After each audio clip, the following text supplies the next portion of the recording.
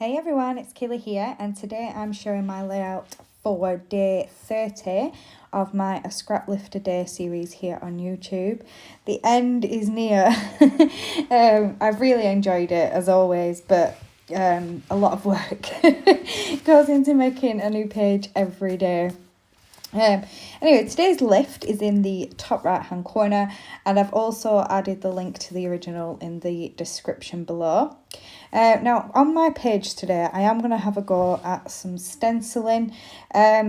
This is kind of like a first for me. I have had a practice with it before I did it on this layout, but yeah, it's definitely something new to me. I've never used texture paste on a layout before, but I really love it, and I can't believe I haven't tried it before.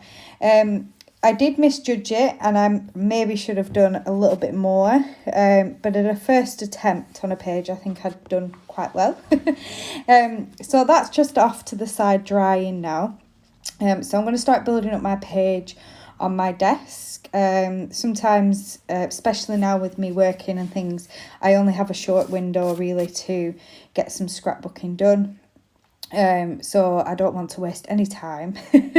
So yeah, so I kind of built my layout up on my desk, and I'd fussy cut some florals from Daydream by Cocoa Vanilla. I've also got a cut apart from one of the pattern papers which reads "Be a rainbow in someone else's cloud," and I'm going to use that as my title for this page. I'm just going to cut down my paper a little bit. I decided to add a border to my layout. I felt like it needed something to kind of ground everything. So I'm just doing that now, and I'm going to use this gorgeous wood grain from the collection. I have used the rainbow side already on a layout, and I was actually saving this piece to possibly frame it, but I decided just to get it used. It had been sat there since I'd got the collection, and I thought let's just use the stash. I've got to use it up. Yeah, my craft room is kind of getting a little bit full, so I need to start using up some of the things instead of hoarding them. So I cut into it, and I decided to use the wood grain side because I hadn't used that side yet on a layout with this collection, and I love a wood grain as well. So I decided to add a really thin border around my page just to ground everything. And you can see the texture paste there, it's all dry, and then I cover it up with these gorgeous florals. But I do love how you can kind of see it peeking out from behind the florals, and you know, like I said, I should have probably added a little bit more, but obviously it's, you know, practice makes perfect, as they say. So anyway, the photo that I'm scrapbooking today is one of my daughter Darcy, and this was taken in, I think it was in 2020, I think, looking at how young she looks on the photo. It was in 2020, and I think it was as things started kind of easing a little bit. I think it was as we went into the summer months and certain restrictions did ease off just a little. And we was actually able to go to the park, and now we hadn't been to the playground in months and months and months. And my children, especially Darcy at her age, loves the playground. TJ prefers to go with his friends rather than me. But at this time, obviously, he couldn't hang around with his friends, so he did come along with me and Darcy, and I do have a photo of him to scrap as well. So I've got this really cute photo of her on the swings. Now, Darcy has a fear of heights, and when she's on the swings, that fear really kicks in, even though they're not very high. So on this particular day, she had decided she wanted to have a go on the swings.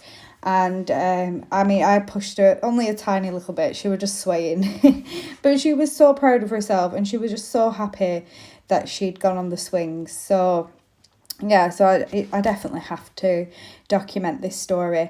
I am going to add a mat around my photograph, and the pattern on the mat, or the print should I say, on the mat is very similar to that on the cut apart card as well.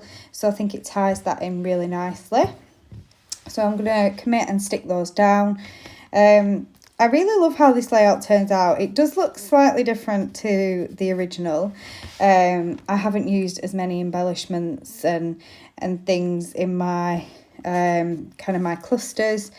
They are a little bit, I'd say, smaller in that sense, but I think the design of the page I have stuck quite closely to. A cluster of florals and embellishments at the bottom, a cluster of florals and embellishments at the top, a title and a photo underneath the top cluster, and then I have left that blank space where I'm going to add my journaling, which I will type up before I put my layouts away. And that's kind of the process I have. I usually get myself a stack of layouts, sometimes way too big of a stack of layouts, but I do get myself a stack of layouts, and then I'll spend an evening typing up my journaling and sticking it all in, and then I can start filing my layouts away. And I should really do this every month, but I think I do it every couple of months. But yeah, it's quite relaxing sometimes as well. You know, when I've been at work all week, on a Friday evening, I'll put a film on and type up my journaling, and I do quite enjoy it. So I'm going to finish off my clusters by adding in some sequins. I did stick everything down off camera, and I also added in some really teeny tiny florals that I fussy cut as well, just to build out those clusters a little bit. So here is my close-ups of my finished page. I really think it's such a pretty layout. And I love this collection. It's just so beautiful. I will be back tomorrow with day 31, the last one in this series. Thank you for watching. Bye.